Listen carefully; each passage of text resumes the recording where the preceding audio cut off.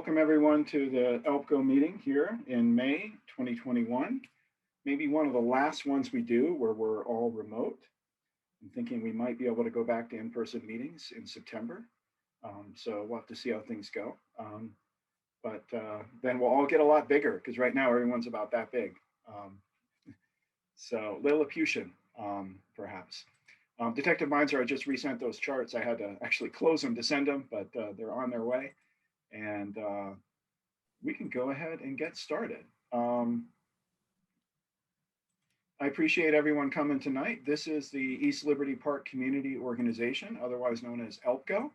We think we got the coolest name of all community councils in Salt Lake City, just easy to say. We are one of the original community councils in Salt Lake City. And our boundaries are basically everything east of Liberty Park up to East High School. So 700 East over to 1300 East and 800 South down to 1700 South, a nice rectangle, which includes the 9th and 9th neighborhood. We've got several of our board members here. I just wanted to call out and recognize. Christina Robb is our West of East representative, which is west of East High School. That's where that comes from. Becca Hoover and William Huff are the Gilmer Park representatives. Appreciate them being here. Jeff Larson is our East Emerson resident or representative. Andrew Stone is our East Liberty Park representative. Michael Olosi, who's I think tuning in from Idaho, appreciate you being here, is one of our at-large members. And we'll have a couple more members coming in a little bit later. The second page of our agenda has a complete roster as well as a lot of contact info that sometimes can be helpful for reaching city officials, elected officials, folks like that. But I think we can go ahead and get started. I'm not sure if the Salt Lake City Fire Department is here. If they are, can you raise your hand? Sometimes they can't make these calls due to fighting fires, but looks like they are not able to make it. We can go directly then to Salt Lake City Police for an update from Detective Nathan Meinzer. And we've got something a little bit different this time around. Take it away, Detective, and I'd be glad to assist any way I can. Thank you. If you'd be willing to put the chart up so that everyone can see that.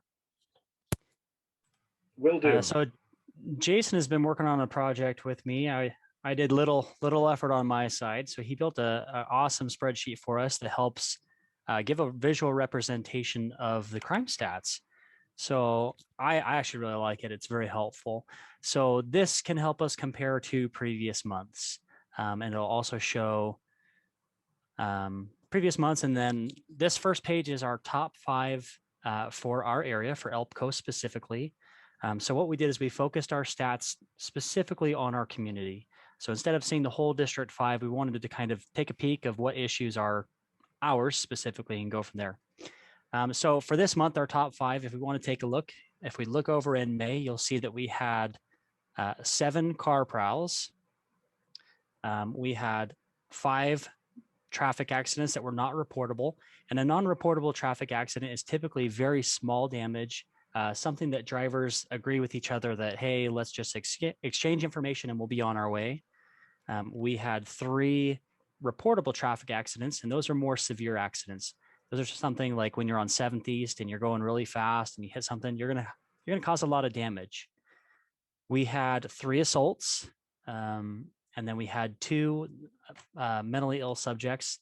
Those sometimes are if someone is having a mental breakdown or something, or they could have some mental disabilities, or maybe even just having an incident to where we get called out to try and help. It doesn't necessarily mean that that person is mentally ill. It just may mean that they're having an episode. That's just kind of how it's coded. So if we go to our second page, this one's really cool too, because it kind of tells us what we're up in and what we're down in. And this is our January to March average compared to our April to May average. So on this one, as you can kind of see right now, our shoplifts are going up, our frauds are going up, our bike thefts are going up. And that was kind of something that I wanted to talk today specifically about. When I looked at this month for the stats, we have had a big increase in theft cases. And at the same time, thank you for all those people that have been reporting it, because we have had an increase in our suspicious activity cases getting called in. So thank you. I did want to also mention though that this month so far we have had 5 different burglary cases. So 2 of those were not residences. So those would be detached garages or sheds. 3 of them were homes. Of all 5 of those, they were all no force used, which means that nothing was locked and the person was able to get inside without having to bypass by breaking anything. So sorry for the little sidetrack there from our graph. But with these larceny cases, so if you look at at the bottom, the motor vehicle prowls. So right now we are a little bit down, but I did want to talk about, there's been an increase in catalytic converter thefts. So if you guys happen to see people with tools slipping under cars, please call it in. So that increase has kind of been hitting the more broad area of District 5, not specifically as much in the ELPCO neighborhood, but it is still pretty important. And it would be very helpful if you see someone, report it. Even if you don't get a really good look, any little tip for us for that is very helpful. I'm working with a business right now. They had over 9 cars hit in one night, and that ends up being very, very expensive. So our averages for assaults were down a little bit. This month so far, we have had 3.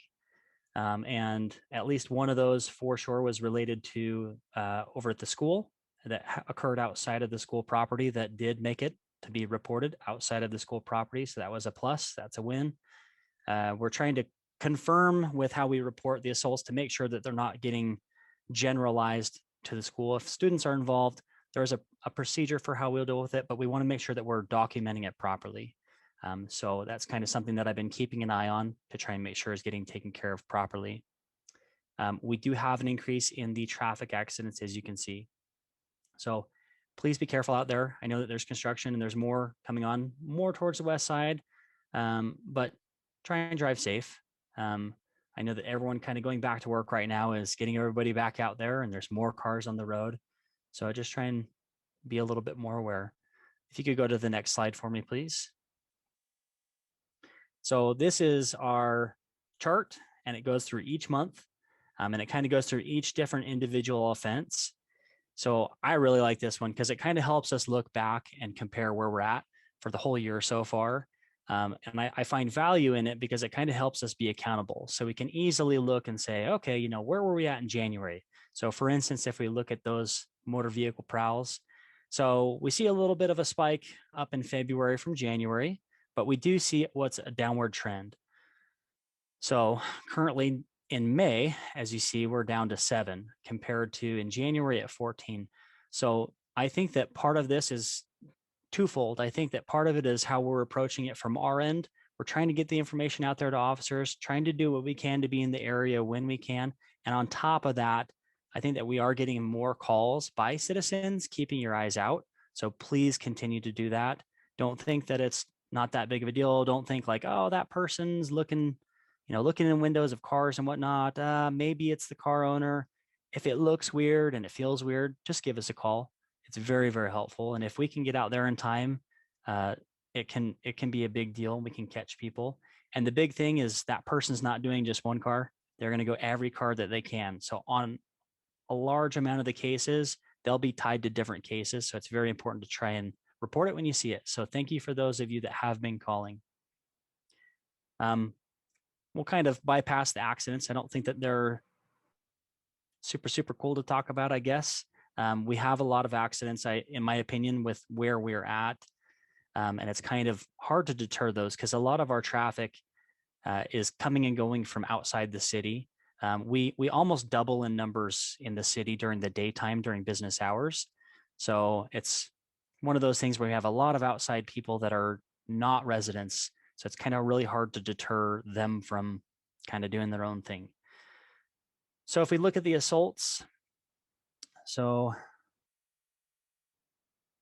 if you look for January, we had 3.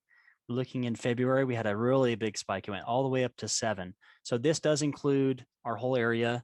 And like I mentioned, we're trying to make sure that we're properly documenting all those. There were some that we discovered that were getting kind of lumped into the school area instead of where it was actually occurring. So that is something that we're currently looking into to make sure that we're documenting properly so that there's no confusion as to how the case should be handled. And I'll kind of briefly go over the rest of these. And if anyone has questions, I'm happy to go into depth. And then we'll kind of open up for overall questions. So, you know, Detective Meinzer, I'm sure people actually can probably take a look at the rest of those categories. perfect. And you know, these are the top 15 over those 5 months that we got. Are there any questions for Detective Meinzer or about any of the data that we've presented so far? Anything that jumps out? This is our first time doing this in terms of looking at ELPCO specific data.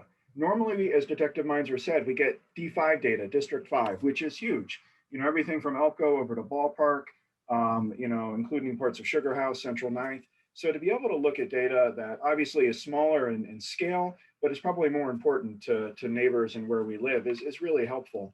And we are going to continue, I think, to try to create charts and graphs that make sense of it. This is our first attempt.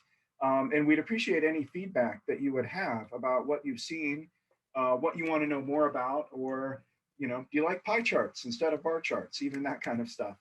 What do folks think?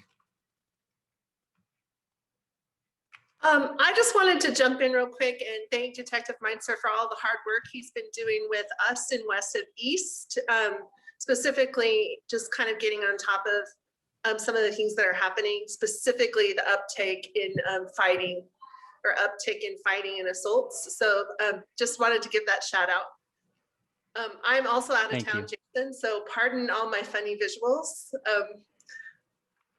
Thanks for bearing. No worries. Okay, thanks.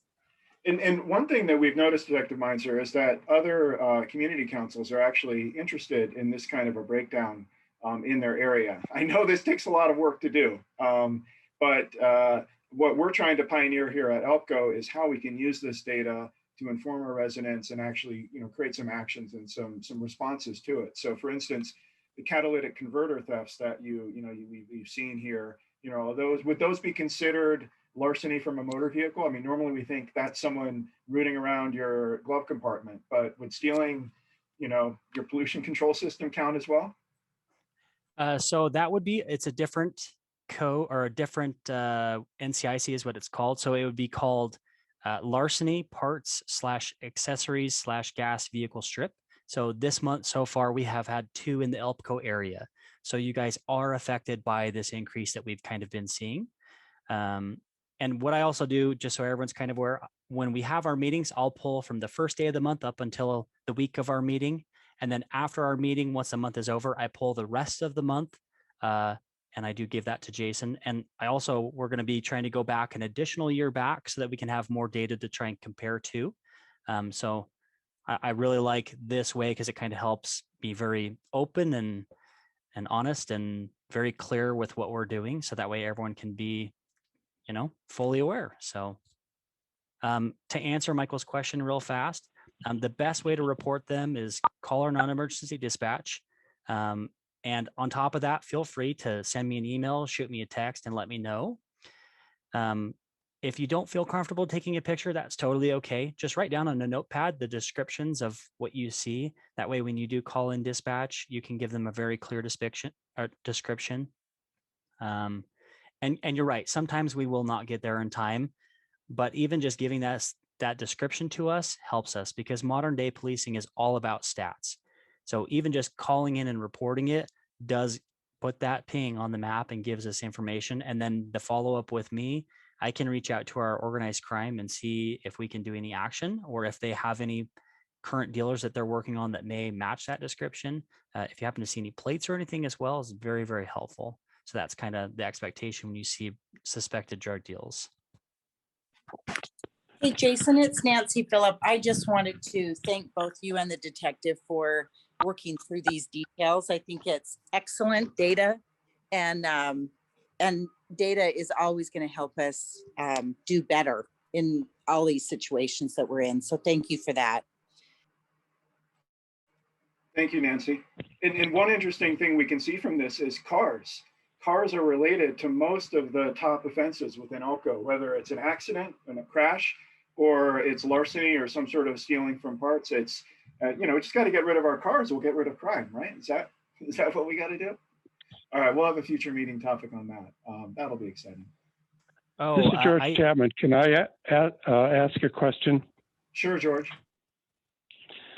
When the state did their task force, they found that out of 14 car parts dealers or metal recyclers, only 4 were actually semi-following the law, and they were just given warnings, and the rest of them, nothing. And that's what appears to be the problem. I don't think Salt Lake City Police participated in the task force, but District 5 has had a ton of city vehicles and private citizen vehicles and businesses catalytic converters stolen. So it'd be really nice if the Salt Lake City Police Department told the county jail to stop releasing them, because they've released 3 so far that I know of almost immediately.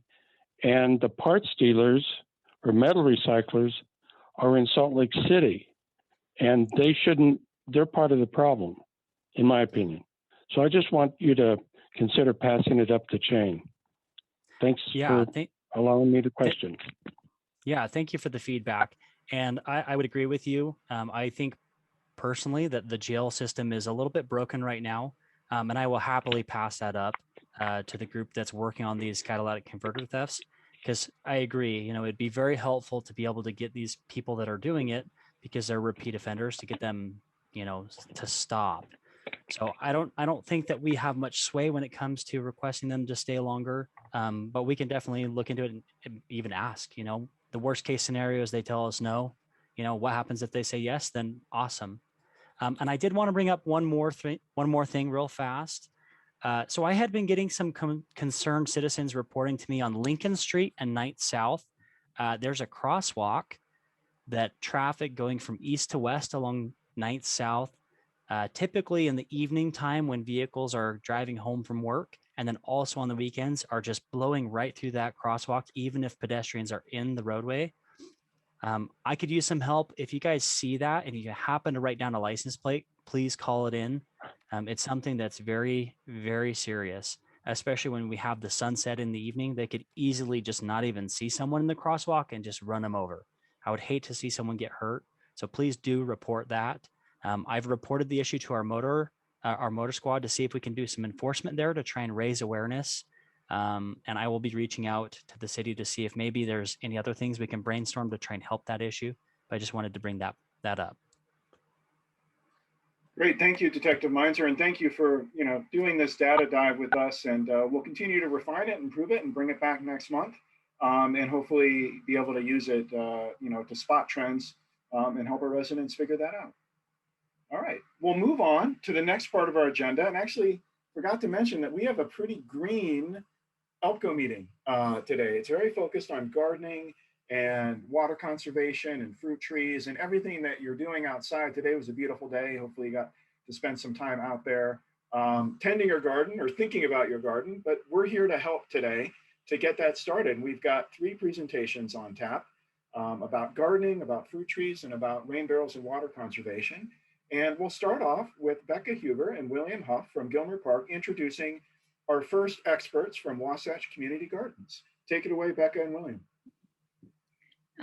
Thanks so much. We have a special shout out to Van and Marybeth for being here. Thank you so much.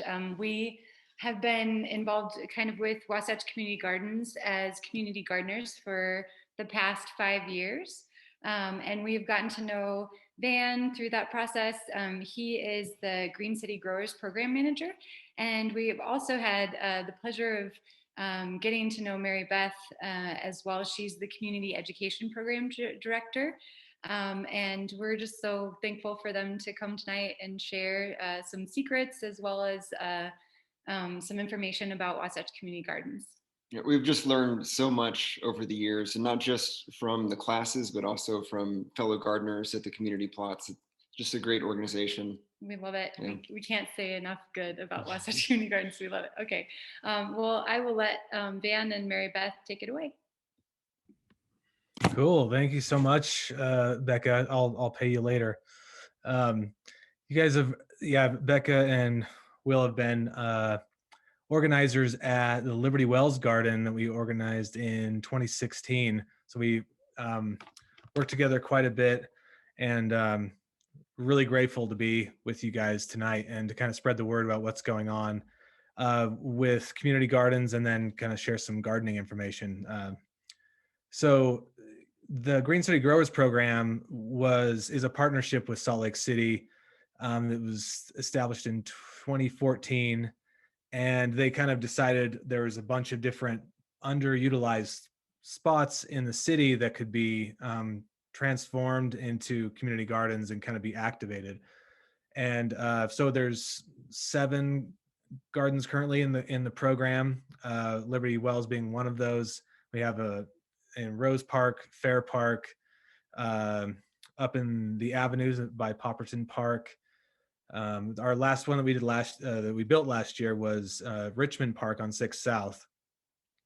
And so we're looking at this site that's just north of the Liberty Wells Garden on 17th South, is just south of 13th South on 7th East, along that big strip of grass that goes along 7th East.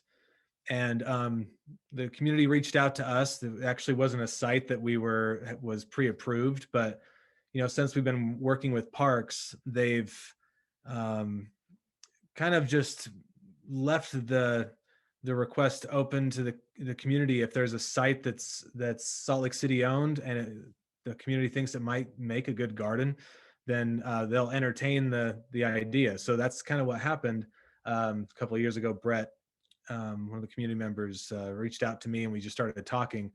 So right now we've gotten approval to potentially put a garden on this site. I can kind of share a quick aerial, and I don't do a whole lot of screen sharing, but I'm going to try it.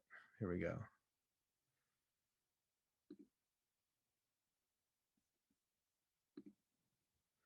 Okay, so here's 7th East and Harrison. This is the site that we're kind of looking at.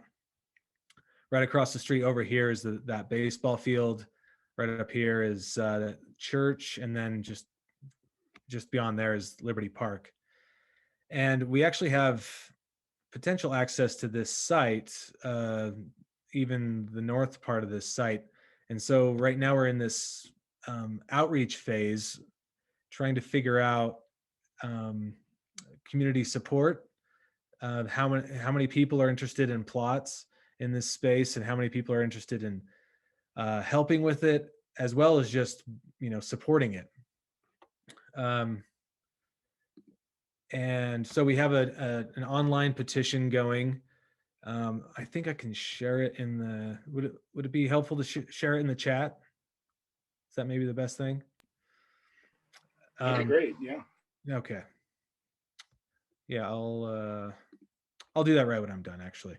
So basically, you can just kind of go in and put your name, and if you're interested in helping, or if you're interested in getting a plot. And these gardens are a partnership with the community, the city, and Wasatch Community Gardens, and it can't really happen otherwise, because no one can really buy land in Salt Lake City right now, especially a small nonprofit. So Salt Lake City really, makes that happen for us. But the gardens function because of the community and that participation in maintaining the stuff day to day. So figuring out how to get the word out to folks if they're interested in participating is really important to us right now. We're hoping to get 100+ folks before the mid-July that are interested in getting a plot there. So I'll share that link. And I think that's about it for me. I thought maybe if there's any questions about that garden or the program, I can mention that, or I can answer questions. But otherwise, I think I'll. People like the gardening tips a little bit more than me. Organizing the garden. Well, we shall see about that. Yeah. But yeah, any questions before we move on to Marybeth? Cool. Thanks Okay. for having us, y'all. Okay, great. Thanks, Van.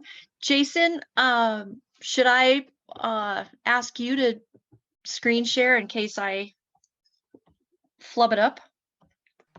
Whatever you would like. Do you want I me to can- go ahead with it, or do you want to give it a shot?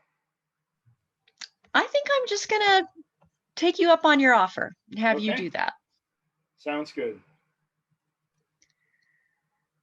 It worked for Detective Meinzer, so I think it'll, or someone was manipulating the slides somehow magically. Okay, here we go. Well, thank you guys for inviting us to join your meeting tonight.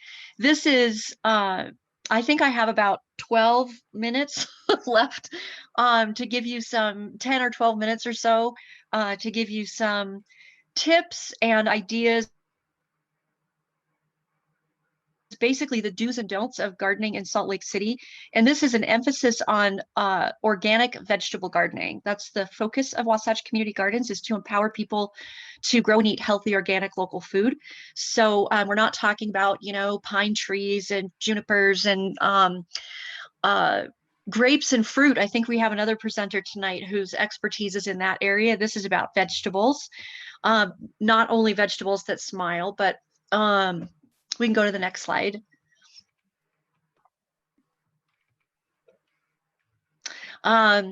So thank you for inviting me and Van.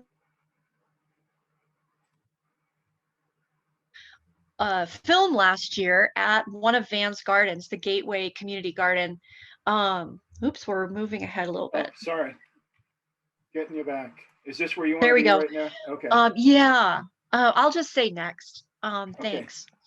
So we partnered last year with PBS Utah, their Modern Gardener group, and put together some educational videos. So at the end of my little talk presentation tonight, I'll list some resources for you. And one of them is our YouTube channel, the Wasatch Community Gardens YouTube channel, that has all sorts of educational videos on it.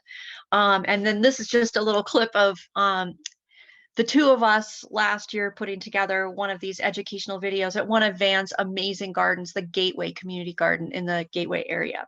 Next, please. So this is my attempt to give you my best tips in 10 minutes.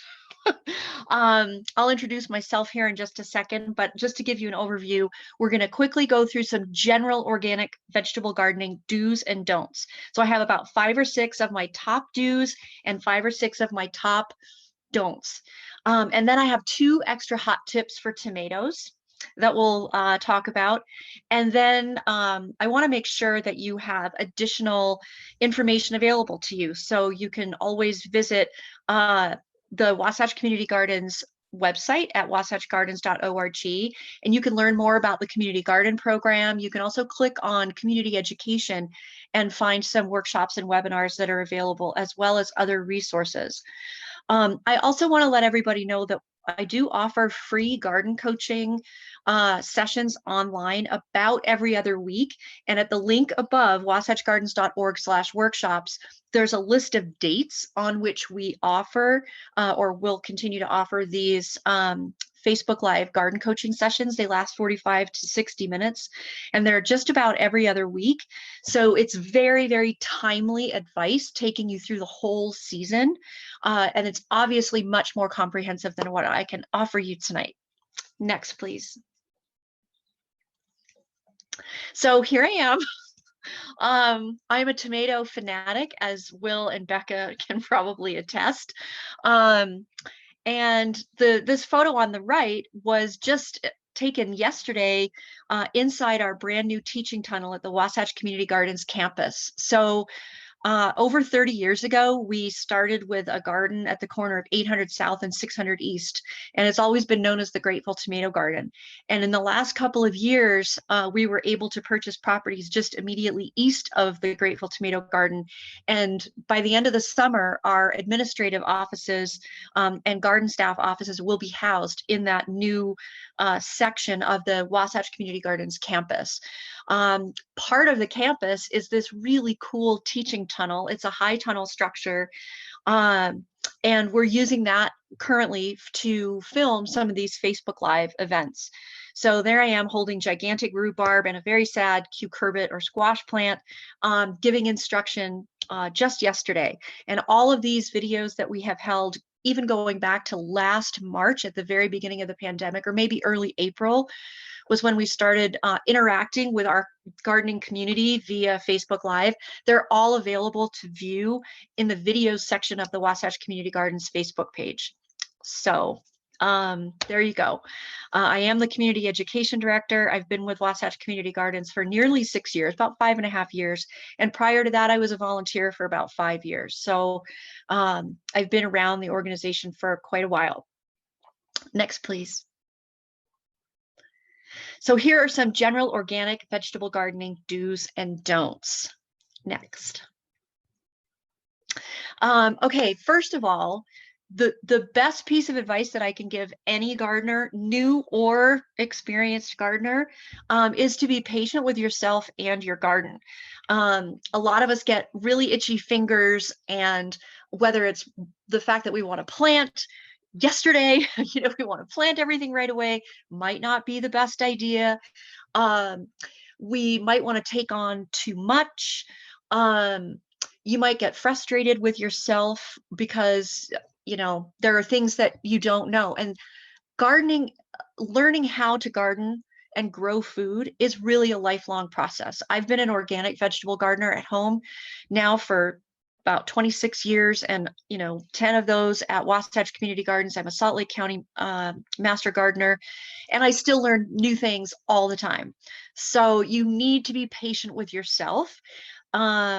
You also need to know cool versus warm season crops and when to plant what.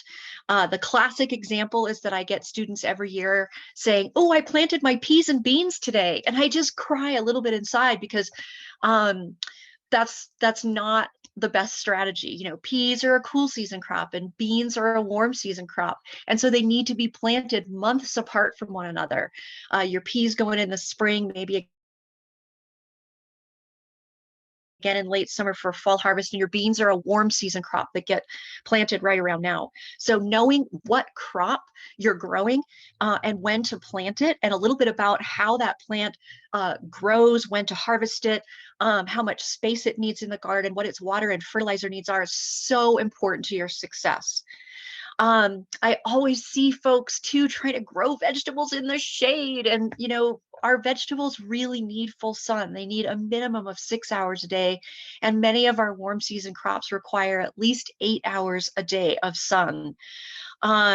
So choosing your spot, if you're not growing in a community garden where your space is decided for you and you have a property, whether it's a balcony or a small yard or a larger yard, it's really important to select the best site in your yard, and that is in full sun. Also, building healthy soil. This is the foundation of organic vegetable gardening, is soil building, soil regeneration, caring for the soil, understanding the microbial activity in the soil. We obviously don't have time to go into all of that tonight. In a typical non-COVID year, we offer a series. So we hope to begin all of those in-person workshops in our teaching gardens at Wasatch Community Gardens campus in 2022. So stay tuned on our website for that. Fertilize appropriately. If you're growing in ground, in native earth, native Utah soil, we have very specific characteristics in our soil particularly very high phosphorus and potassium levels, sometimes high salinity levels. We typically grow in clay soil. So knowing what you're facing will help you understand not only how to build your healthy soil, but what kind of fertilizer to use. So if you are growing in the ground, for example, it's really important to add nitrogen every year. And the most affordable and easily accessible product that we can use is called blood meal. It's a product that only contains nitrogen, no phosphorus and no potassium. So it's a great amendment or fertilizer to add for just about every vegetable. And one of the key problems that I find with so many gardeners that struggle every year with underperforming plants is that they haven't fertilized. So that is top, to do correctly, number 5. And water efficiently. This year, we're in an extreme drought or an exceptional drought in some parts of our state. So, the more you can squirrel away in your garden bank for installing drip irrigation in your garden, the better, right? I mean, because that's the most efficient way to apply water to our gardens.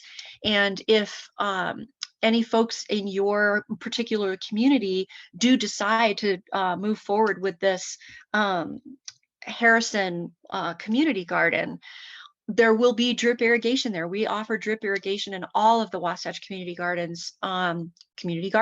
So watering efficiently is going to be so important this year. And on these Facebook Lives weekly, I will be offering tips for how to do that. And then rely on available resources when you have questions. Don't feel like you're out there flapping in the breeze on your own, trying to figure out how to do this. So we can go to the next slide. So don't. These are the don'ts. This photo right here is what happens if you don't do the things that we're suggesting that you do.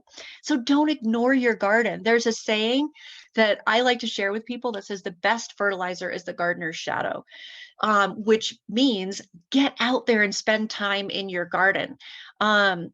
You will notice things that may start to be going wrong much sooner, so you can intervene much more quickly before something becomes, a full-blown train wreck like in this photo.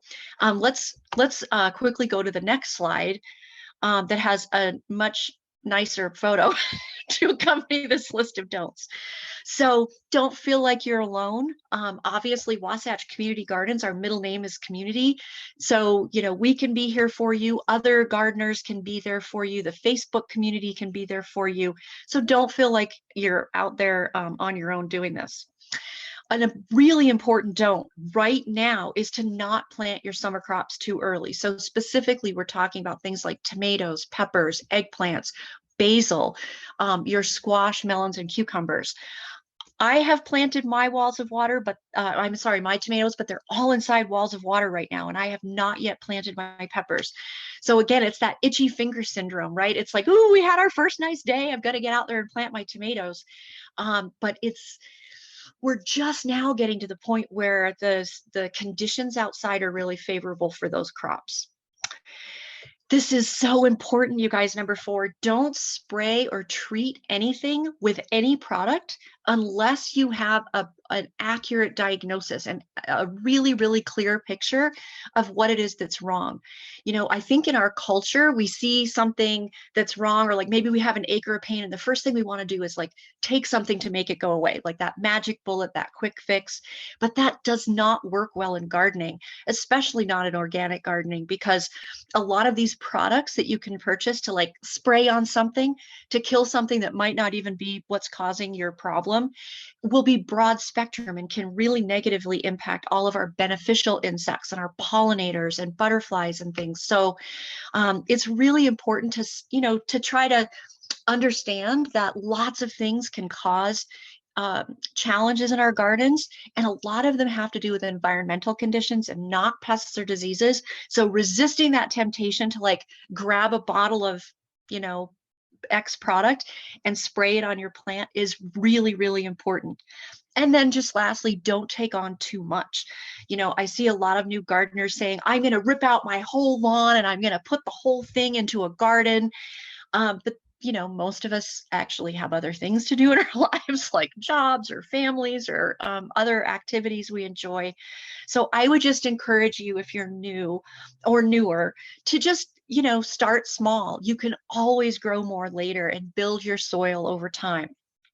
So those are my top do's and don'ts. Let's go to the next slide, please. And we're now going to talk about the 2 hot tips for tomatoes, but I do want to ask Jason, for whatever reason, I can't see anybody. Maybe I need to go to speaker view. Oh, I'm on speaker view, but I can't see anybody. How are we doing time wise? Do I have just a few more minutes? Yeah, just a couple more minutes would be great. I think tomato tips would be very helpful. Okay. And, yeah, go ahead. And then we'll just wrap up with the resources slide. Perfect. So next slide, please. Okay, so my top tip number 1 is help them thrive, wait for 55. So, you know, just like repeat that mantra in your brain so that every May you remember that. You know, the folklore is plant your tomatoes on Mother's Day. Well, our climate is getting a little more unpredictable. So Mother's Day doesn't always work for us anymore. You know, we're starting to lean more toward Memorial Day. Not that we don't have warm days early, but we have cold days late. And so help them thrive, wait for 55. The rest of this screen we don't need to go through, but it's just really important that you wait until those nighttime temperatures are 55 degrees or higher every night in the 7-day forecast before you decide to put your tomatoes, peppers, basil in the ground. It's all very interesting and fascinating, and I can geek out on it for hours, but they actually release a hormone, a stress hormone in response to these stressful low temperatures. And it can cause permanent stunting. It can cause all sorts of fruit malformation during the season. So, you know, blossom end rot and cat facing and other problems with your fruit. So it really will behoove you and your plants if you can wait until that 10-day, 7 to 10-day forecast is favorable for your tomatoes. Next slide. Side note, wait for the 7-day forecast to be in the 60s, a 60 and above for peppers and basil. Tomatoes can do 55, but your peppers and basil really want 50. And every year I talk to so many folks who say, oh, I just can't grow peppers. You know, my pepper plant's the same size in August that it was in May. And that's because they put them out and the temperatures were too cold. And the plant was like, oh my gosh, I'm a tropical plant. And she's like thrown me out and it's like 39 degrees. And they get stunted. So wait for 55 and help them thrive, or 60 if you're peppers and basil. Next slide. The other tip, another top tip, is to pot up or put your plant that's in a small pot into a bigger pot and fertilize it. If that 7-day forecast, you know, you buy your plant and then you look at the 7-day forecast and it's like 46, 44, you know, 43, 51 degrees. Those are not the favorable conditions, but it's also not great for the plant to like sit for weeks or even a week in that tiny little pot. And in this photo that we literally just took yesterday, you can see both of these plants were sown at the same time from seed, were treated the exact same way, and were purchased on May 8th. And the one in my right hand to the left on the photo stayed in its tiny little pot, unfertilized since May 8th, so almost 3 weeks. The one on the right was the lucky plant, and we potted that up and fertilized it, and look at the difference. So which one do you think is going to perform better for you in your garden? The one on the right side of the photo. So and again, you know, we offer classes and all kinds of tips in our Facebook Live that will help you learn how to pot them up and what fertilizer to use. Next slide, please.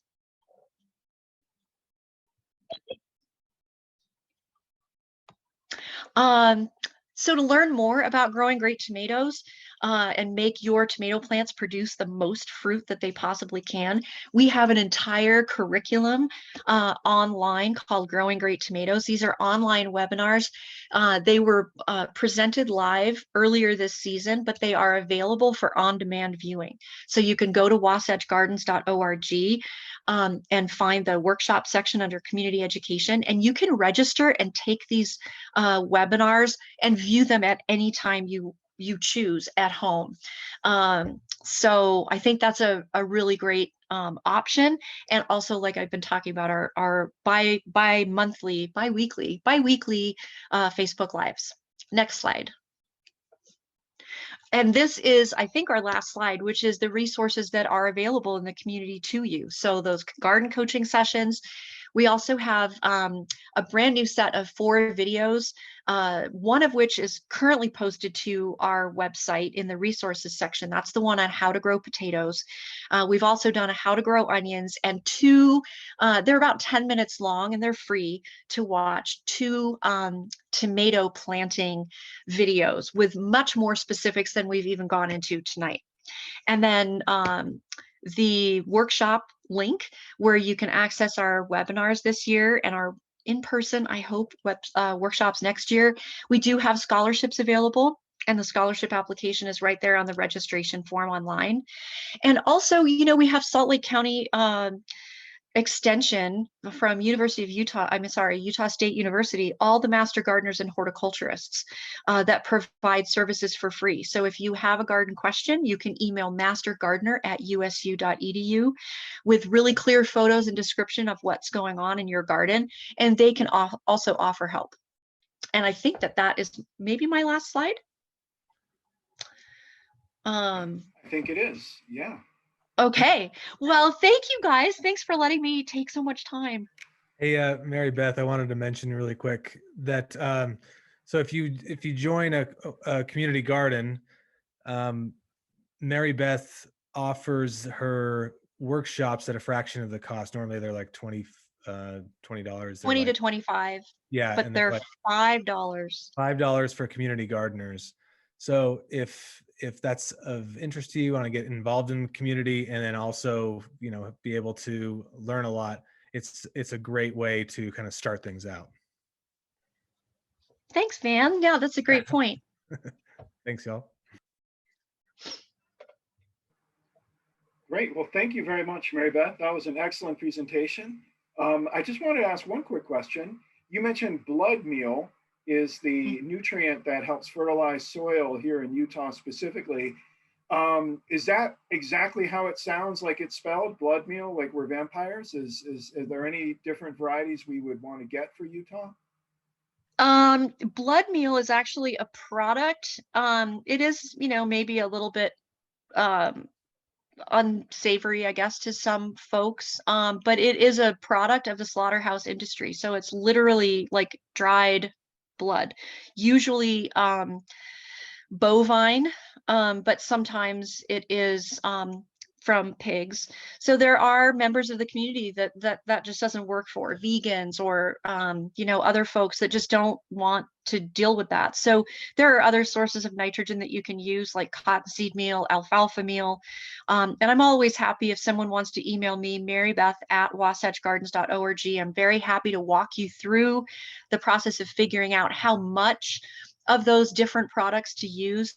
The situation with those other products like soybean meal, alfalfa meal, cottonseed meal is that they do contain phosphorus and potassium, which we try to avoid adding to our native Utah soils. But there are some other strategies that you can use as well. So that's a great question. Thank you for that. I learned a lot more than I expected, but and I appreciate Becca and Will holding up a copy of what it looks like, the blood meal. So yeah, I think I need it for my garden, especially in raised beds, right? Like that would be important if you're putting raised beds down. Well, actually, that's another great question. If you're using raised beds and they are filled with a soilless potting mix, so that combination of like peat moss, perlite, and compost, then you do need to add not only nitrogen, but also phosphorus and potassium. And in that case, I actually recommend something like a bag of fertilizer that would have like a 555 on it. Those three numbers represent N, P, and K. So you would use sort of an all-purpose fertilizer that contains all of the nutrients that just aren't contained in peat moss, perlite, and enough concentration in compost. If you have native soil in your raised beds, then I would only add nitrogen, some form of nitrogen, blood meal being one of those sources. Yeah. That's great. Okay, it's a wonder I've managed to grow anything in Utah. Well, come Any take some other- webinars. Join us on Facebook Live. And any questions for Marybeth? A lot of information, but you are an incredible resource. So I want to make sure that folks are able to ask. And I'm also wondering if someone could put the tomato videos link that you have into our chat. I think people will want to follow up on that. You have so many resources, it's hard to figure out exactly where that is. But other questions for Marybeth? I see Judy. Hi, Judy. Judy Short, our land use advisor at ELPCO, also a very committed gardener. Judy attended a tomato tasting that we had at Wasatch Community Gardens Grateful Tomato Garden a couple of years ago, and it was a lot of fun, and I can't wait to get together again and taste a bunch of tomatoes in September. Great. Becca and Will, were there any other follow-ups you wanted to add in? No, thank you so much, Thank you. Marybeth and Van, for being here. And if you have any questions about the Harrison proposed garden, we'd love to talk to you more about it. I'm helping organize that one too. And I think we've already seen a lot of support. I know Brett was telling me he had about 25 signatures already. And I know there's people signing the online one. So yeah, we'd love any support or any interested gardeners. Fantastic. All right. Especially if you don't have the right room or the right sun quotient in your yard, this is a great option for a new community garden coming in. I next want to turn it over to Jen Bloom, who is our 9th and 9th Festival Director, who is going to introduce our next speaker. We're moving up the food chain, maybe, I don't know, we're just getting taller. We're going to talk about fruit trees. So take it away, Jen. I am so excited to welcome the Green Urban Lunchbox to the ELPCO community meeting. My first encounter with the Green Urban Lunchbox was when they had a giant bus that they had, a big school bus that they had converted into a mobile garden. I wandered onto that and I thought, this is really cool. About 6 years later, they saved me from my fruit trees. We have 2 old apple trees, lots of grapes. It was overwhelming. I think they came, a lovely team of volunteers through Fruit Share came and harvested, I'm not kidding, I think 30 crates. It was incredible. And like basically saved us from a lot of fruit that would have rotted. I can't eat that many apples. And now I'm on the board. So I've been on the board for a couple of years. So the Green Urban Lunchbox, their mission is to empower people to connect to food in their community by revitalizing urban spaces and building a resilient food culture. So they do this through the growing and gathering of food, which is through the Fruit Share program that Hannah's going to talk about, the Back Farms program, which connects seniors, gardens, and volunteers together, which is a lovely program, and the Small Farm Initiative, which does farmer training for sustainable farming in urban environments. They also distribute food, and that's done through community supported agriculture, so your produce, weekly produce share. And they also do free farm stands for senior communities. Is that right, specifically, Hannah? They also offer, well, I'll let her talk about this, but they also offer fruit tree care, which I desperately need to take advantage of. So we'll chat later. Hannah is the Fruit Share Outreach and Communications Vista for Green Urban Lunchbox. And I just read that you grew up on a small farm in Ohio. So we'll chat later about that. Yes. I did not, but my mom did. Well, incredible. So take it away, Hannah. Great. Well, thank you so much, Jen. Okay, I am also going to attempt to share my screen. All right. Can everybody see the presentation and hear me? Yes. Excellent. Okay, well, thank you so much. As Jen mentioned, my name is Hannah, and I'm the Fruit Share Outreach Coordinator at the Green Urban Lunchbox. And like she said, our mission is just to empower people to connect to their local food system by revitalizing urban spaces and just providing people with fresh and healthy food. And fruit trees can be a wonderful addition to your home that provide years of fruitful reward, whether you're looking to plant a tree or you've just inherited one and have no idea what to do with it. It's important to understand that properly growing a fruit tree is a long-term investment. In Salt Lake Valley alone, thousands of fruit trees grow in homeowners' backyards, and they collectively produce over just hundreds and thousands of pounds of fresh fruit each year, just to give you guys a little bit of perspective. So that's kind of where our Fruit Share program comes in. And, you know, what is Fruit Share? It is a gleaning program that partners with fruit tree homeowners and community volunteers to rescue and distribute fruit. We do this by leading small groups of volunteers and harvest staff to harvest this fruit from the yards. And we organize about 20 to 25 harvests per week, especially during the peak season. And then distribution, the fresh fruit. This is the best part. The fresh fruit is split up between the homeowners, the volunteers, and the Green Urban Lunchbox, where we are able to take that and redistribute it within the community. Just for a quick couple numbers, this past year in 2020, we were able to rescue over 45,000 pounds of fruit, which is just crazy to think about. And some of our distribution centers include the Utah Food Bank, the IRC. We also have several amazing community partners like Mountain West Hard Cider, Droop Fruit Shrubs, and Pie Party. The B grade fruit that we also get from this program, so that might be imperfect, it might kind of be a weird shape, or it might have some pest damage, goes towards our Canner CSA, which is a community supported agriculture that Jen mentioned earlier. And every other week we pack a milk crate full of these B grade fruits that you can use to preserve, make jams, ferment, just anything to your heart's desire. And you receive this every other week. And we actually, I think, have a couple left in stock. If anybody is interested, I will share that with you. And besides harvesting fruit, we actually offer fruit tree services. We offer the following services to homeowners who are registered in our Fruit Share program. And this is with the understanding that they improve the health of trees, thus providing more and higher quality fruit to donate to hunger relief. So we offer fruit tree pruning, fertilizing, thinning, organic pest control, and then we also have 2 harvest options: a guaranteed harvest, which costs $100, and then just a free harvest is kind of like the luck of the draw. If you just happen to have like a perfect fruit tree that has hundreds of pounds on it, we will just harvest that for free. And then the service package includes all of these things, just minus the pest control. So it's definitely the best price, the best deal. And then what else did I want to mention?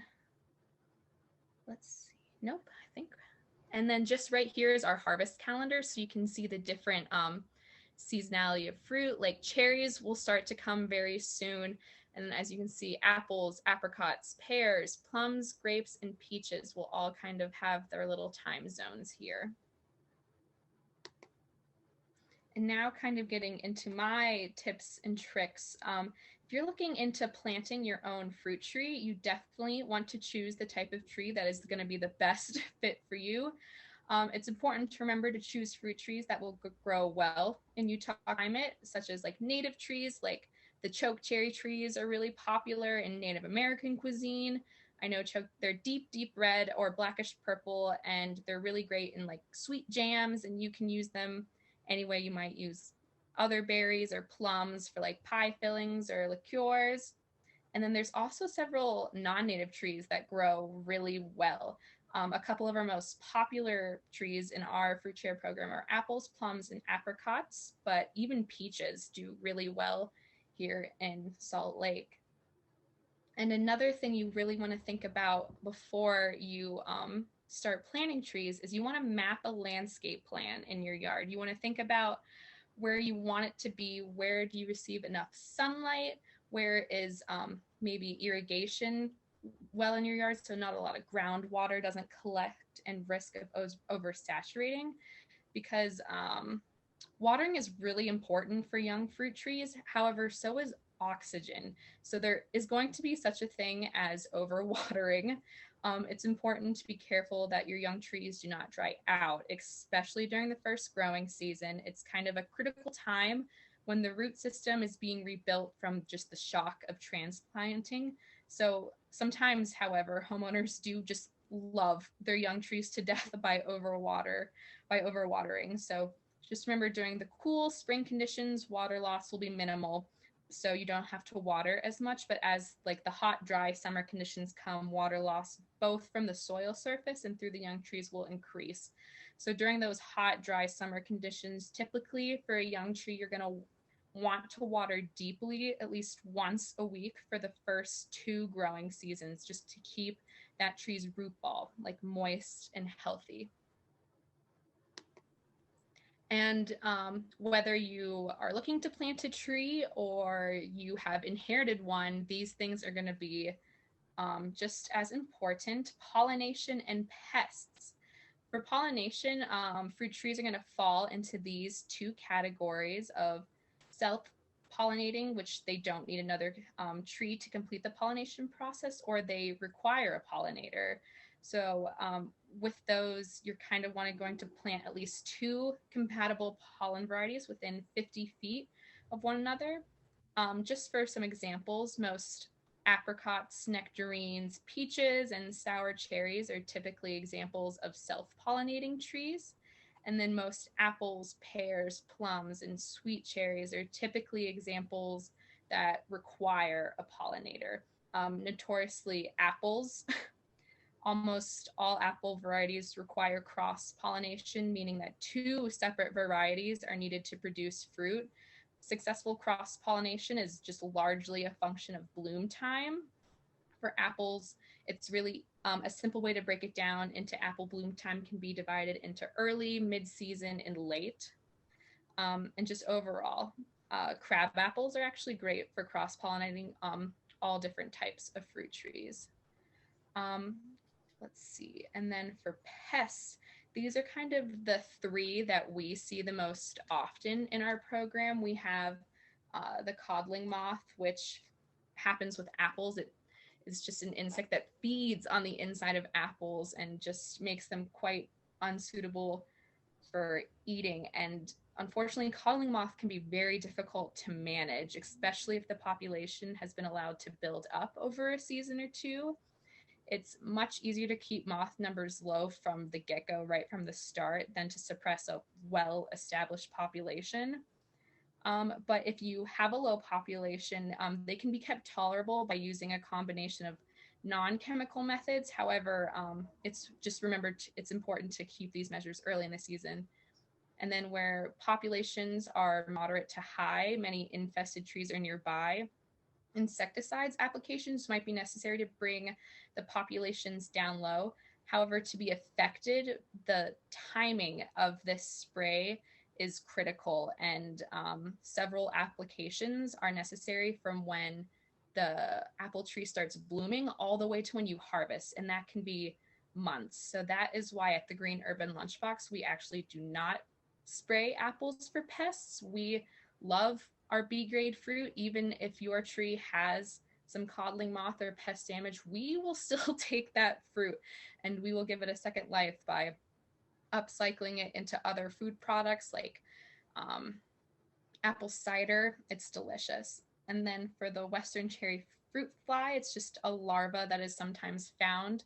But for this one, we actually do offer pest control, and it's recommended by the USU Extension for pest control. We spray with a Monterey Garden insect spray just every 7 days until we harvest the fruit. So once the green cherry fruit turns from little green to it starts to blush a salmon color, that's when we'll begin to spray.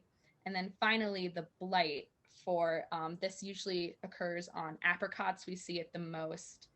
And a way to manage this is there's applications of copper spray, but however, we do not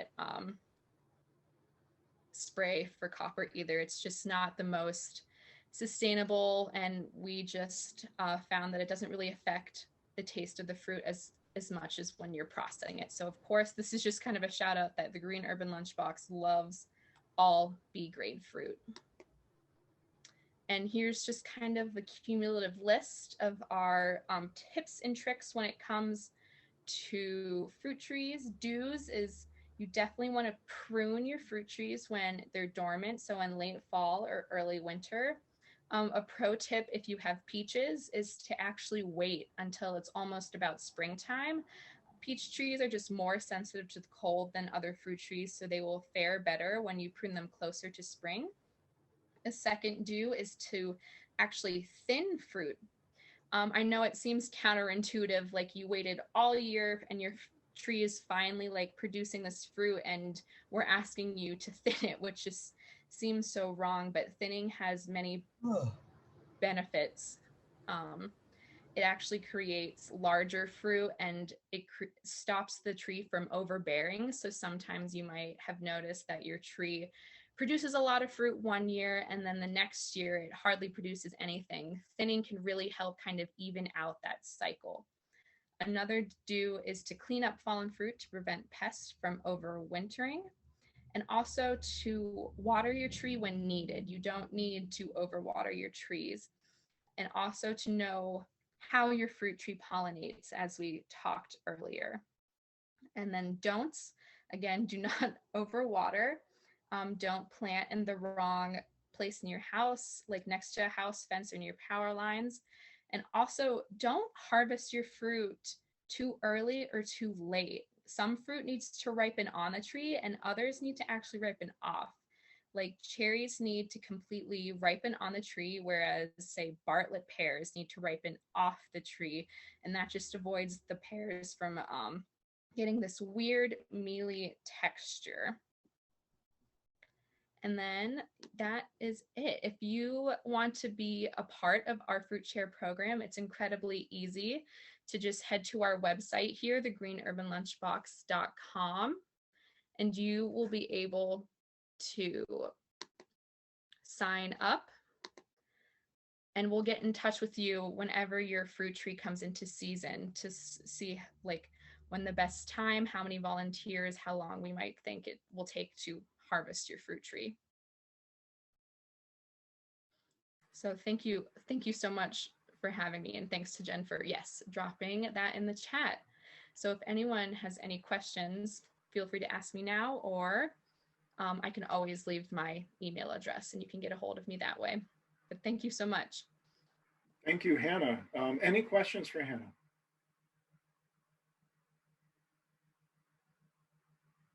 I've got one actually, Hannah. We planted a cherry tree last year. We didn't get any fruit the first year. We've got some coming in this year. Is it common for fruit trees to take a year or two for them to start producing? Oh yeah, absolutely. Especially if is it a young tree? Yeah, pretty small. Pretty small, yeah. The age range, especially for cherries, is like to expect fruit like 2 to 5 years after. Yeah, so that definitely makes a lot of sense. It takes a little bit of time. But again, I feel like patience is something that has come up a little bit during this meeting. Thank you. Yep, we'll be patient. Any other questions for Hannah? Well, we would appreciate you putting your email address in the chat so people can access that. And thank you, Jen, for also posting information about Green Urban Lunchbox. One thing that I found is that you might have neighbors who have a lot of fruit trees where they're not taking care of them. You can, introduce them to Green Urban Lunchbox. Just doesn't have to be for your fruit trees, but it can be for those that you see on your dog walks or around because, you hate to see that stuff just fall on the ground and rot. So let's figure out a way we can use it. I love borrowing our neighbors' peaches and apricots and making smoothies. So it's a great way to do it during the summer. Well, thank you, Hannah, and appreciate you coming and sharing those tips. We now will move into the third section. We are running a little bit late, but hopefully people will appreciate these. And this is about rain barrels and water conservation. As has been mentioned several times, we are in a pretty severe drought here in Salt Lake.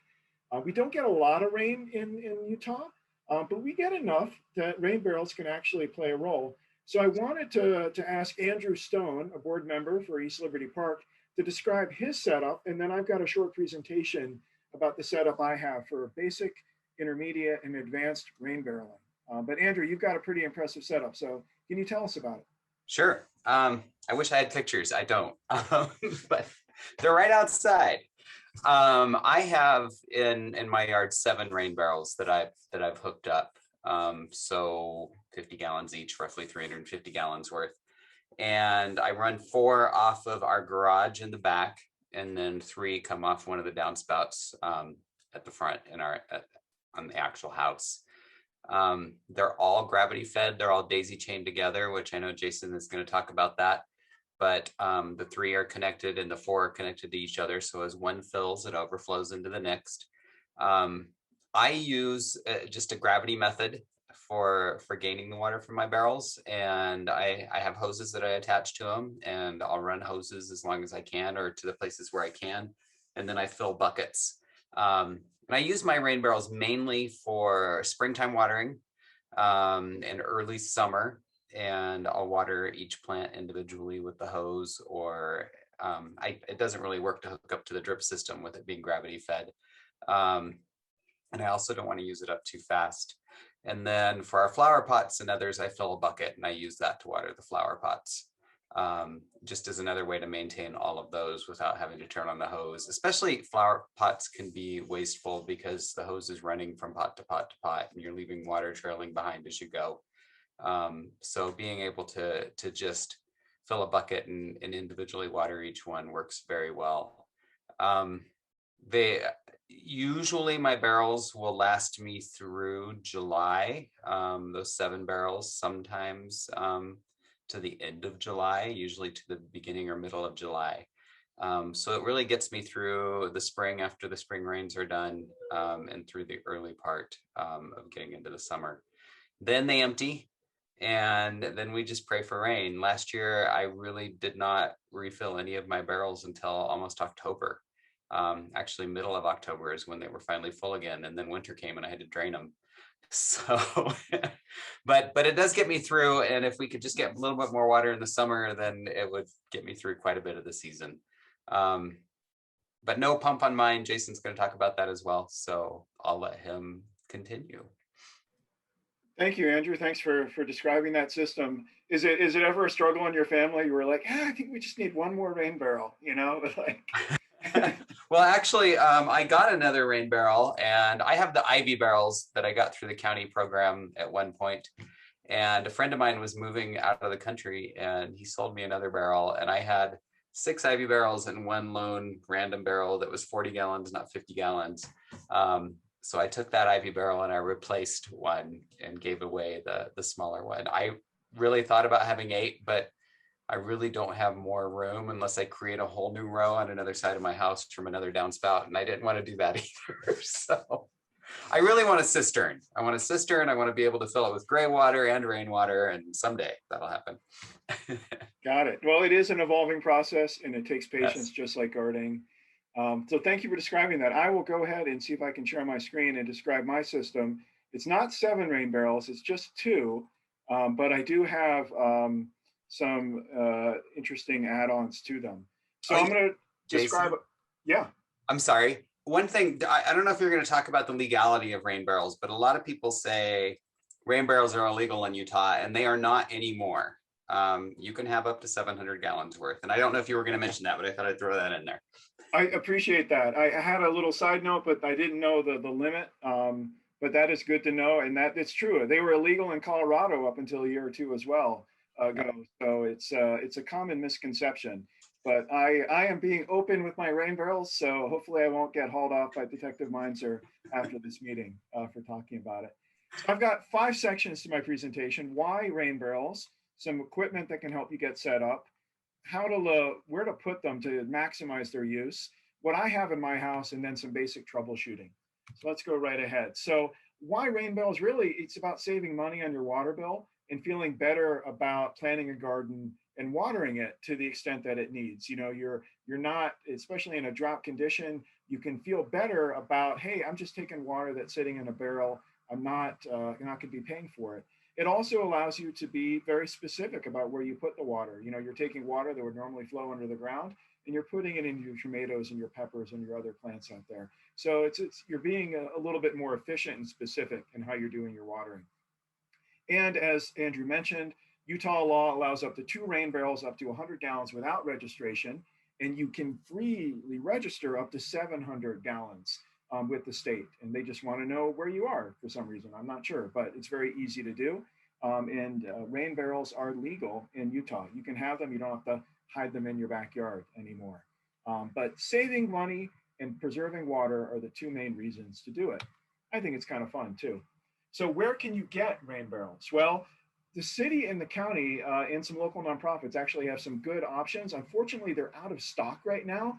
They tend to have a lot more in the spring. They sell out and then they repopulate in the fall and winter. So Salt Lake City Public Utilities and Utah Rivers Council are 2 programs that sell 50-gallon rain barrels. There's information on the next page. I'll show you where you can kind of get in a wait list or get in line for when those come back. But if you want one now, you can buy them on KSL Marketplace, Facebook Marketplace. Andrew, you just sold one yourself just a couple of weeks ago. So there is kind of a market for these as well. Farm stores sometimes have them, and then Amazon.com as well. Although mailing a 50-gallon rain barrel through FedEx or whatever is a little bit of overkill. So you can buy them local. That's definitely better for the environment and just kind of keeps things in circulation. Generally, they're 50 to 60 gallons. They're about 40 inches tall, and they come with garden port hoses so that you can connect them very easily to pretty much things you probably already have in your tool shed or in your garage. So this is where you can actually find them here locally that are sold by the Salt Lake City Public Utilities and the Utah Rivers Council. Use those phone numbers and those resources to get on the wait list. I have some QR codes that you can scan as well. That will enable you to get in line for when they restock. They are currently out of stock, but those are what the rain barrels they actually sell look like. And they generally allow people to take up to 2, and they just require that you use them and you don't resell them, but you have a plan for how you're going to integrate them into your garden. And these are good prices as well. This is cheaper than you'll find them generally for sale in a retail store. So it's a pretty good deal. And we'll make this presentation available as well afterwards. So if you wanted to copy down some of this information later. So what kind of equipment do you need? So the basic setup is you need a way to fill your rain barrel. And that's often called a downspout diverter. That's something that you connect to a downspout coming off your house or garage, and that fills the rain barrel. Here are 2 that I've used. I currently use the bottom one, the Fiskars Diverter Pro. I find it to be a little bit better at keeping debris out of the rain barrel. It has an interesting valve system that keeps leaves and other things from going down the hose pipes. But the RainServe one at the top also works pretty well. They generally work for rectangular downspouts. If you have a circular or an odd downspout, you probably need to do a little bit of engineering to make it work. But you can also find kits that do that, or just go to your local hardware store and put something together. But these are the ways that you get the water into your rain barrel, and they're very important. You don't want to just have an open barrel sitting out in your backyard, because as Andrew mentioned in the chats, these things can also breed mosquitoes. And so you want to keep these things covered and keep them well contained to prevent mosquitoes from breeding inside that standing water. So these are the 2 basic downspout converters. The other basic equipment you need, you probably already have, which is a hose, a watering can, maybe a spray nozzle, things that you would use to help bring the water to your plants. Now, a little bit more advanced or intermediate would be a way to connect or daisy chain rain barrels. And so there is a short little hose, a 6 or I think 8-inch hose that you can use to connect rain barrels. A lot of them come with ports at the bottom that enable them to be connected this way. And you can see it's just a simple garden hose connector.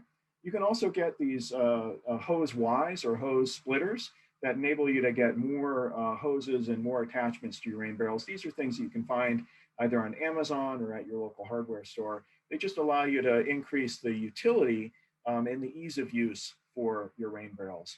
And oftentimes they're designed specifically for rain barrels, although obviously you can use them for regular garden applications as well. Now for the advanced, the rain barrel pump. As Andrew mentioned, he does a gravity feed for his, which means that the only way the water comes out is the force of gravity or air pressure pressing down on the water inside the rain barrel. And once you get to the bottom, it doesn't come out very fast. The Prana Universal Rain Barrel Pump is one that I have.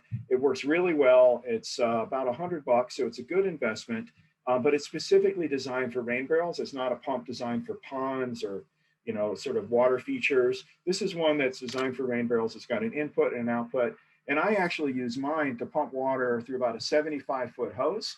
Actually, it's about 95 when I added another hose. And it comes out as if it's regular water coming from the side of my house, the spigot on the side of my house. So it works pretty well in terms of keeping the pressure up. The only thing I would say is that if you have one of these, try to keep it out of direct sun. When it gets heated up, it actually expands. And I've had some problems where some of the joints have expanded and water has leaked out. So I built a little sunshade for it to keep it cool and keep it operating nicely. But I've used mine for 3 years every summer and had no problem with it.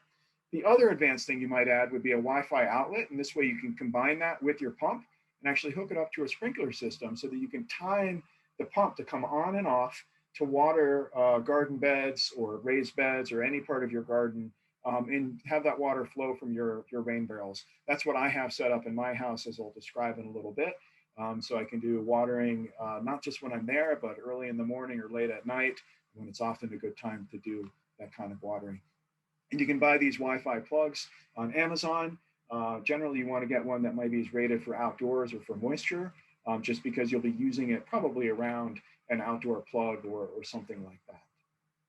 So that's the advanced equipment. Now, where should you put your rain barrels? Well, Andrew mentioned that he has some coming off of his garage and some coming off of drawing water from his regular house. It's really about finding the most surface area in the best location, because the more roof you have, the more water will drain into that downspout. And that means you'll fill them up faster, and that even a little rainstorm could fill an entire barrel. I found that a gentle downpour can fill a barrel in my backyard within maybe half an hour or so. And a truly torrential downpour, it's just squirting water out the sides. It's amazing how quickly those fill. You also want to make sure that the rain barrels are raised up. The higher they are, the easier it is to actually fill a watering can and other devices underneath them, because you can actually just set it down on the ground and then use a little hose to fill it. And the higher it is, the more gravity you have pulling that water down as well. You want to be a little careful because these things can weigh hundreds of pounds when they're filled with water. So you want to build a sturdy 2x4 or cinder block frame for them. But if you can raise them up off the ground, the water will flow better and it's easier to actually use them. Some rain barrels come with stands as well that can hold them up. I built mine out of 2x4s, as you'll see in a picture coming up. And also you want to make sure your rain barrels are close to where you're gardening, especially if you're using watering cans. You can be toting that around. Water's heavy. I think it's 8 pounds a gallon. And so you get a good workout moving it around. And so try to keep it within the vicinity of where your garden is. Are there any questions so far about what we've got going on? I wanted to next get into the setup that I have. I don't have 7 barrels. I've just got 2 50-gallon daisy chain barrels on the side of my house. It drains from the entire back of my house. And it's filled actually with 2 ways. And this kind of gets around the problem of running out of water in the summer. So I have a Fiskars Rain Diverter Rain Pro thing on the downspout that you can see right there with the green hose coming into one of the rain barrels. I actually also have a little filter that filters out some of the sediment. You can see that sort of like almost like a coffee filter right next to the barrel. And then I also built a homemade cistern to collect gray water from the shower, and I've got a bunch of little kids from the kids' baths. And that's how I sustain my rain barrels throughout the summer. I probably get about 3 gallons a day just from heating up the shower water in the morning by putting a bunch of trays down at the bottom of the shower. And then when my kids take a bath, which they're actually taking one right now, can't wait to go collect that water. I probably get about 40 gallons or so, 30 to 40 gallons from their baths. So that is how I keep my rain barrels operating throughout the summer. From what I've seen, the water, even if it's a little soapy, doesn't cause too much problem for my plants. They appreciate it when it's 100 degrees in July.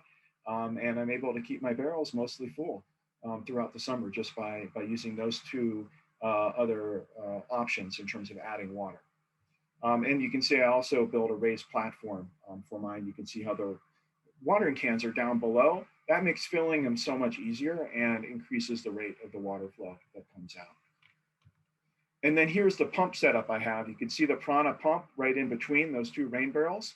I have it actually feeding into that brown hose that runs about 75 feet out to the front garden beds, where I have it connect to a drip irrigation system. It works very well. And then I also have the light yellow hose there that I use for filling watering cans right down below. It's a little complex. It looks like an artificial heart or some sort of complicated system, but it holds up throughout the entire season, never really falls apart. And then as you can see during the summer, I just put a little sunshade over the pump to keep it from overheating, not when it's on, but just when it's just gets too much sun.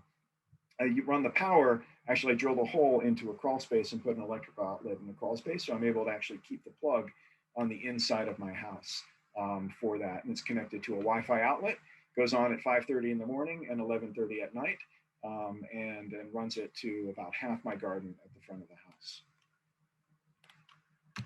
Now here are some troubleshooting questions about rain barrels. One is that your water doesn't flow fast enough. Definitely raise the height of your rain barrels. That helps immensely, or adding a pump can do that.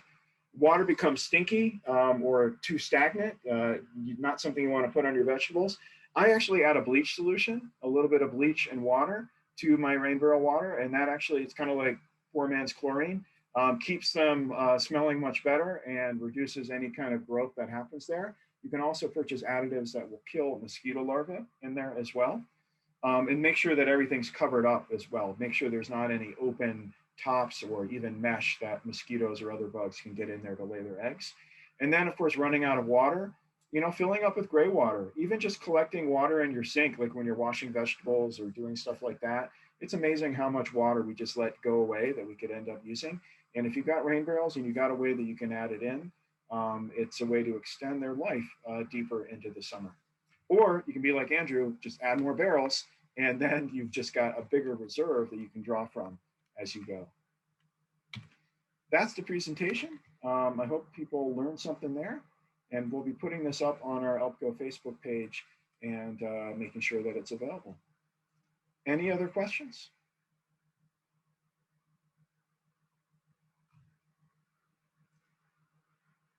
No? Okay. I will say that it's a bit of a strain on our marriage, the amount of attention I give to my rain barrels, but my wife goes along with it because it helps produce some of the vegetables that we enjoy eating.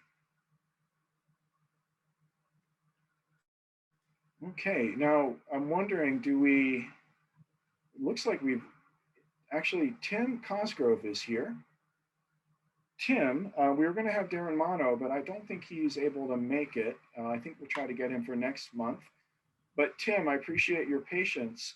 And can you tell us what's going on at the mayor's office? I know she's made some announcements about droughts recently. So. Thanks, Jason. Thanks, everyone. Thanks for having me on. I am truly amazed and impressed. I've never learned so much about gardens and fruit trees and rain barrels all in such a short amount of time.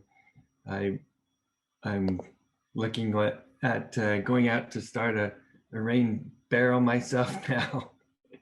So that was great information, very helpful. Yes, I did want to start off with a few items. The mayor came out with their budget for fiscal year 2021-2022, May 4th, I believe it was, and presented it to the city council.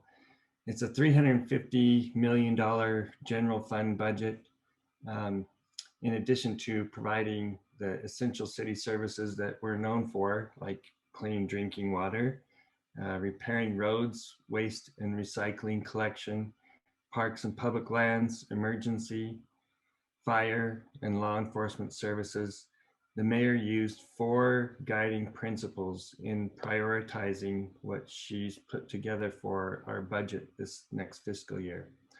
Those are prioritizing growth equitably benefiting all, making our city more environmentally resilient and sustainable, and bolstering our communities with inclusive and equitable opportunities, and then supporting our city employees.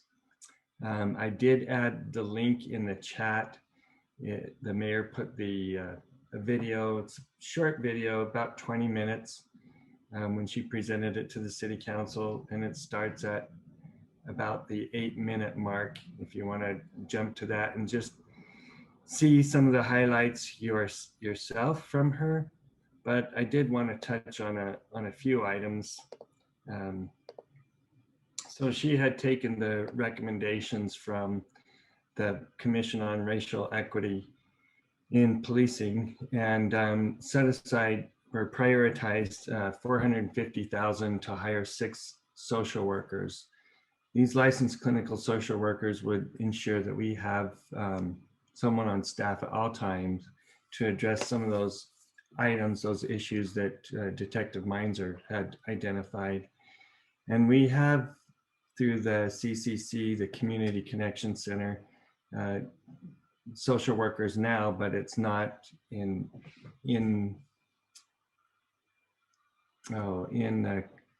comparison with the population increase that we have, or with the population, to represent the population that we serve. So that's why she's added that in there. An additional $200,000 for equity and inclusion and diversity training for our police officers, and $20,000 for a peer court program offering alternative ways for our youth to be held accountable for their actions outside the criminal justice system. And the mayor did prioritize and ask for the budget to fully fund and staff our Salt Lake City law enforcement. That's a priority. She set aside $11 million for affordable housing, and something that's interesting, we talked about it, I think we might have talked about it in this community council. Maybe I'm confusing it with another community council, but we have a rare opportunity this year with the proposed community reinvestment sales tax bond. These are for capital projects that have been sitting around ready to go. They're part of the detailed master plans, just waiting for the right opportunity.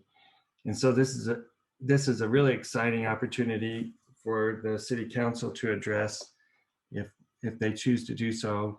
But it would do things like convert the dilapidated water park on 1700 South and 1200 West to a regional park, similar to that of Liberty Park and similar to Sugar House Park.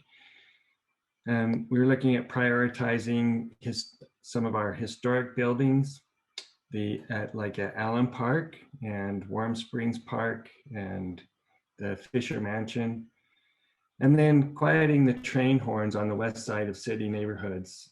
This has been a long time disproportionate impact on our residents on the west side with that noise pollution. So the mayor would like to prioritize that. And I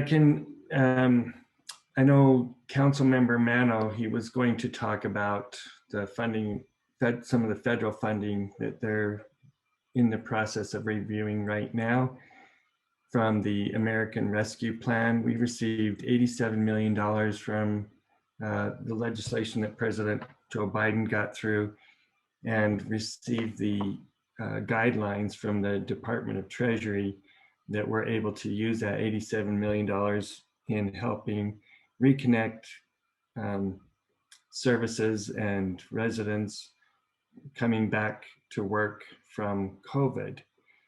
So that's an exciting opportunity that they're in the process of reviewing right now. Were there any questions? I was just trying to hit some of the highlights. When do you think the budget process will be finalized? Is that usually in June? Yeah, June 1st. Let's see, I'm looking at my calendar. The fiscal year runs from July 1st through June 31st. So I think the city council has it on their agenda for the 25th. Or no, that's a May calendar. I'm sorry. It's okay. I think one item that we were excited to see was the funding of the Kensington Avenue byline as a CIP project, which would basically create a nice bike corridor across mostly Liberty Wells, but would cross 700 East and connect in to the western edge of ELPCO. So CIPs are included in this, is that right? And even into Ballpark. I mean, this is exciting byway. And I know it's been on the list for a couple of years, but it's exciting that the mayor had prioritized that. Getting across 700 East is hard, and this will make it a lot easier outside of, around Liberty Park and places like that. So we're excited about it. So thanks. Thanks, Jason. Thanks for highlighting that as well. Yes, I did want to talk just briefly. The mayor did today, as a matter of fact, and Jason identified this. The mayor declared stage 2 of the water shortage, and for a stronger call for conservation. And Jason did an extremely well detailed job in giving us some of those ideas in how to conserve that water. Public Utilities also has the information on their website. Something as simple as not running the water, leaving the water running while you're brushing your teeth can save a gallon a minute. And like shaving, when I shave, just turning off the faucet and only turning it on just to rinse off the razor blade can shave 2 to 3 gallons. But the challenge is to save 7 gallons a day from each of our residents. And this goal will help us save enough water earlier on to prevent more stringent responses. The governor declared March 17th a state of emergency for 90% of Utah is under extreme drought conditions. And we don't want to get to those more stringent responses where, people are fined or prices, the cost of water is increased because of that need to save that resource. And she kicked off something else today too. It was the Keep It Pure initiative.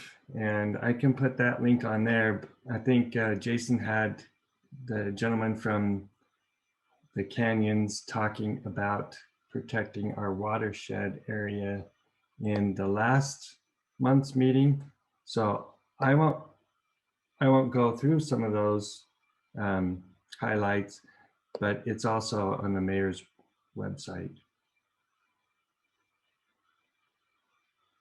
All right, Tim, thank you very much for those updates. We appreciate what you do and relaying the information from the mayor. You guys are certainly very busy. There's a lot going on, and I encourage folks to check out the mayor's Facebook page, Twitter page, to keep up with what's happening. There almost seems to be an event or a press conference every day with how active things are. So if you don't mind, Tim, just putting any links that are important in the chat. I will wrap up the meeting with a couple of quick announcements, and then we will adjourn until June. I wrote them down in addition to all the nutrients I need for my soil on this piece of paper. One is we publicized a little earlier that Verizon had been asking for a zoning amendment for stealth cell towers. These are cell phone towers that are designed to look like trees and lampposts. That was supposed to be in the agenda for Wednesday's, last night's Salt Lake City Planning Commission meeting. Verizon actually pulled it. I think they saw that community opposition was strong and vocal. What we've heard from Amy Hawkins at the Ballpark Community Council is that they are going to go back and revise it and then bring it back to the Salt Lake City Planning Commission. So ELPCO opposed it. We sent in a letter. Turns out didn't need it. They pulled it off the agenda, but we're going to keep track of this. It would have allowed 60-foot stealth cell phone towers in all non-residential areas as a permitted use. And then in residential areas, it would have been a conditional use, which, as we know, means that it's just needs to go through a hearing and is rubber stamped. So it would have allowed quite a few taller cell phone towers than are normally allowed in any kind of residential zone. We want Salt Lake City to get a handle on what's going on with cell phone infrastructure before they start loosening the rules for where these towers can be placed. That's one of our major asks. The other thing I wanted to mention is that there is a call for muralists and artists to decorate the incoming whale sculpture coming in at the 900 South Roundabout. That will be installed later this summer. And then immediately after it's done, a muralist who will be chosen in the next couple of weeks will be coming in and putting on a temporary mural on that sculpture. It'll rotate every couple of years. But check out the Salt Lake Art Council if you are an artist or just like to paint and want to put it in. It's a neat opportunity. I think there's some community artists and community groups that are putting their bids in as a way to create, not just a regular whale, but a whale that is a little bit different, a little bit interesting coming out of that roundabout. So that RFP, or request for proposals, is going on for the next week or two. Information on the Salt Lake City Arts Council webpage. And the last thing is that festivals are back in 2021. We got the Red Butte Garden Concert Series happening, Twilight Concert Series. We had the Living Traditions Festival last weekend. We've got Pride Festival in different iterations coming up. So this is a great chance for us to kind of get out and see our community, see our friends again, see each other in person. And of course, the 9th and 9th Street Festival will be happening on September 18th. We'll be sharing more information as we go, but re-engage with your city.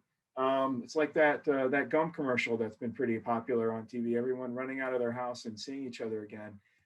Let's take advantage of that and check out the festival calendar and the most recent ELPCO newsletters for information on what's going on and how you can get involved. Any other business or things that we want to bring up? Jason, I failed to mention one other item, if I could, please. You bet. Sorry, the mayor kicked off a new volunteer corps within the mayor's office. And in that kickoff, we have Haley Leak, who's coordinating collecting kitchen kits for new permanent housing for those who have experienced long-term homelessness. So these are individuals that have transitioned through the homeless resource centers, and they reached the level we're able to transition them into housing. So she's asking people to generate or donate gently used kitchen items to assemble into kitchen kits, where we will be placing 67 individuals in the Magnolia Apartments at 165 South, 300 East. And they're collecting those items June 12th from 10 a.m. to 2 p.m. And I'll put that link in the chat if that's okay, but I did want to mention that, so I apologize for not getting that in there earlier. No worries. And like I said, the mayor's office is doing so much, it's easy to forget what is happening, that new initiative about the service corps. So great. Our next meeting will be June 24th, and that'll be our last meeting before we take our summer vacation. We've got an exciting presentation there. We have an historian from the Salt Lake City Public Library coming to talk about the hidden history of ELPCO. Like the streetcar tracks that we saw dug out of 900 South when they were putting in the new street, or what happened with McClellan Canal. Why is that covered up? Why are neighborhoods the way they are? What about the golf course in Gilmer Park? There's a lot that is hidden beneath the streets and the houses we have right now that I think will be interesting for us to learn about the place we call home. So that is coming up in June and June 24th. We hope to see you then. Until then, we can be adjourned. Thank you all for staying. Appreciate it.